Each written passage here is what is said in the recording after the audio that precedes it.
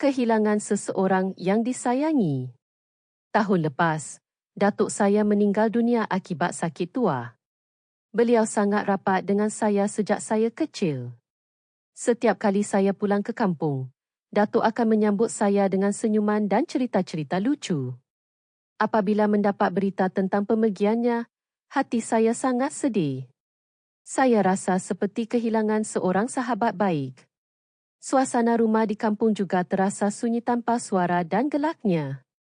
Namun, ibu selalu berkata, orang yang kita sayang mungkin sudah tiada, tetapi kenangan akan sentiasa hidup. Saya cuba kuatkan diri dan simpan semua kenangan bersama datuk dalam hati. Kini, setiap kali saya melihat pokok mangga di halaman, saya akan teringat saat-saat manis memetik buah bersama datuk.